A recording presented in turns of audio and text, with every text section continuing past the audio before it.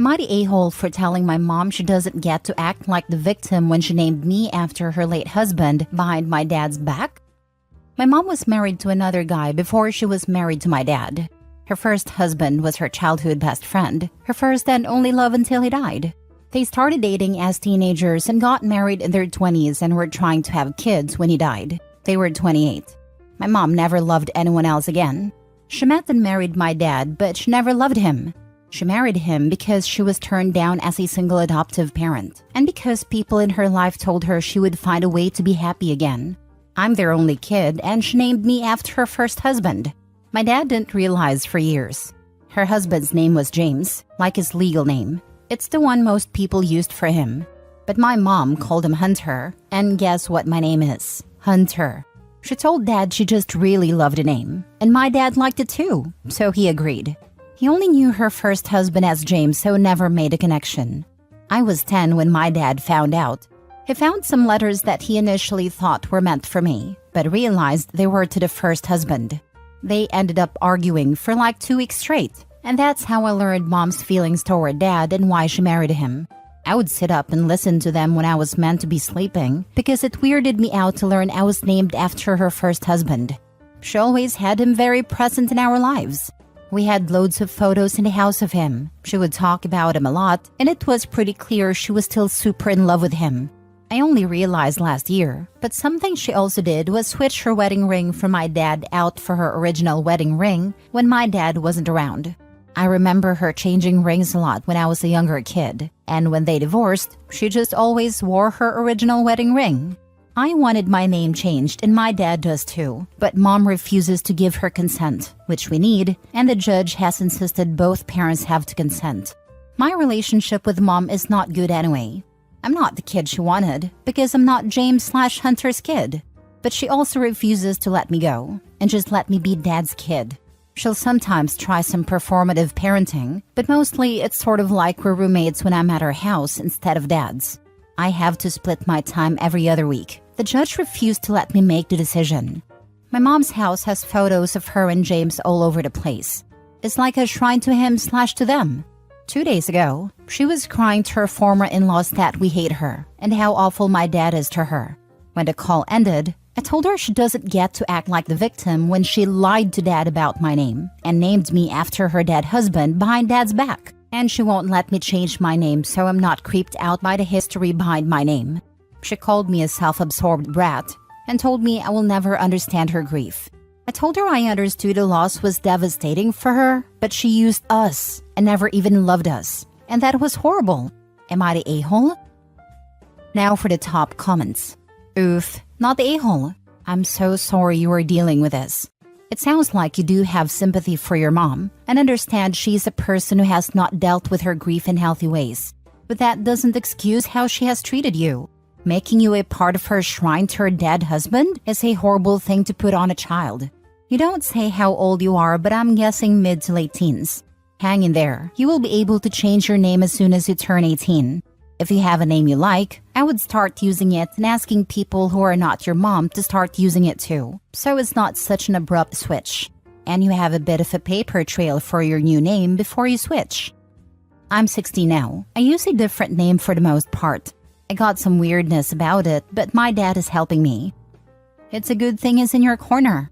Your mother is using you to manifest the man she lost, and that's not at all healthy for either of you. Did she try to steer you towards specific ways of dressing, behaving, activities, etc. that her late husband tended towards? I don't really remember, but she talked about him a lot and his likes/dislikes. I also know she used to imagine if I'd had a lighter shade of blue eyes and blonde hair, like her late husband had. Mom has serious psychological issues. Totally not the a-hole. If I was OP, I'd refuse visitation with Mom, and the moment I turned 18, I'd get my name changed legally. I can't refuse to visit. My dad would get the courts after him if I did, but I will stop going as soon as I can. Sweetie, I am so sorry you are a shrine to her dead husband. Next time she starts, tell her she needs therapy, and if she doesn't get it, keep telling her. Then tell her you'll go no contact when you're 18. Change your name to your dad's and add a junior. Then do it. Hopefully you don't have long to wait. Next story. Am I the a-hole for calling the police on my niece and not telling my sister beforehand? I, 24 female, have a sister, 35 female, who has a 16-year-old daughter. Her daughter has started rebelling and being a teenager. By being a teenager, I don't mean stealing. I mean being mouthy or thinking she's invincible and she knows better than everyone. But recently, she's gotten sticky fingers. She's been banned from the mall in our neighborhood. She was suspended from school for taking a girl's phone, and she's even tried to pawn her mother's wedding ring. I don't like my niece at my house for this reason. I've worked too hard for my things for them to be stolen. 2 weeks ago, I noticed the patio door was unlocked, and I make sure I lock all my doors before I leave. My fiancé suggested we get cameras, so we put cameras in the house. Last week, Wednesday, my fiancé and I went to go look at wedding venues and we were gone all day. When we got back, I only had to unlock the bottom lock to get in the house. So we checked the cameras, and sure enough, my niece and her friends somehow picked the lock to the window, and she was in our house for 2 hours with 2 guys. And they took some money from my purse, took 2 of my fiancé's Rolex watches. They also took my grandmother's wedding ring that she left for me when she passed away last year from cancer. They were eating snacks and watching TV, shoes on our table and couch, just like they live there and this is normal. I called my sister and told her what happened, and told her my niece had 2 days to give me everything back or I'd call the police, and she said she would handle it. Thursday comes around, nothing. Friday comes around, nothing. So I called the police, showed them the video, filed a report. I got a call later from my sister crying and screaming that I should have told her beforehand. I told her I gave her 2 days to come up with the stolen items, and I heard nothing back. And I told her I was going to call the police. She's lucky I gave her grace for 2 days. My mom called me and said that you don't have kids, so you don't understand. I told her it doesn't matter if I have kids or not. She committed a crime and brought 2 random people in my house. My safety's in danger. I don't get the whole you should have warned me. Warned her for what? So she could hide her? I don't think I did anything wrong. My sister and her husband said they won't be coming to our wedding, and I told them the invitation was revoked when your daughter stole my things. I've been getting threats from her husband now. I want to block them, but my fiancé says keep all the evidence in case something else happens. Not the a-hole. Your niece has some serious issues, and she needs to understand actions have consequences. Question though, how did she get into your house? The second time she snuck in through the kitchen window. That is terrifying. Imagine how we feel that she was bold enough to bring 2 strange men into our home. I don't feel safe here. Start going to local pawn shops to look for your stuff. Take pictures if you see it. Step outside the store. Call the cops. Also, check Etsy, eBay, FB Marketplace, Craigslist, etc. Definitely not the a-hole. You were incredibly generous to give them 2 days grace. Have you had any of the items since you called the police? Your sister and husband have absolutely no right to be rude and threatening. Maybe they can use that energy to deal with your niece. Not the a-hole. Your niece is a scumbag, and your sister is a crappy mom. And her husband is a crappy father. There's definitely a connection here. When I read that he was threatening them, I just said, yeah, naturally if her dad is a deadbeat, she's more likely to act out and get into criminal mischief. Edit. We do have a security system now. We've changed the locks. We were getting a safe for his watches and the more valuable stuff. We were planning on moving by the end of the year, and none of my family will know where I live now. I don't feel safe here, knowing 2 random men know where I live. My fiancé also says that we're getting a guard dog. We were already talking about getting a dog. No, this isn't just for guarding. We wanted one before, but we were waiting until we moved. Also, by beforehand, my sister meant like the day I called the police. Also, I have not gotten my things back as of yet, hopefully. I'm calling around to local pawn shops, checking Facebook, Craigslist, all of it. For all the people calling me names over calling the police, you're also not giving me any other solutions. I did not want to call the police, which is why I gave her 2 days. I don't think any of you know how unnerving it is to have your home broken into. You don't know how unsafe it feels to walk into your home, scanning if anything is gone, hearing a creak and wondering if they came back. These 2 random men she brought know where I live. I should feel safe here, but I feel anything but that. If this had been someone else's home, she could have been seriously hurt or dead. Hopefully this was a wake-up call. If she needed money, she could have asked me, not broke into my home with two men who are still on the streets and could come back at any moment and do Lord knows what. Last story. Am I the a-hole for telling my cousin I am not sorry about what happened to her dad's life after he hit me? My aunt used to be married to a guy called John, and they had my cousin Abby. John was a pretty awful guy. I knew that even at a young age. Our whole family hated him. He was a drunk, belligerent, had a temper, all the usuals.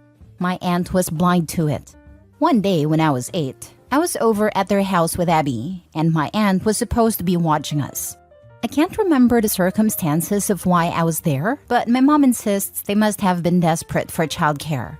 Anyway, my aunt was supposed to be there and John was supposed to be at work, but she gave me a phone just in case of emergencies. John came home at some point during the day and went straight to bed. Me and Abby were playing in her room and my aunt was downstairs.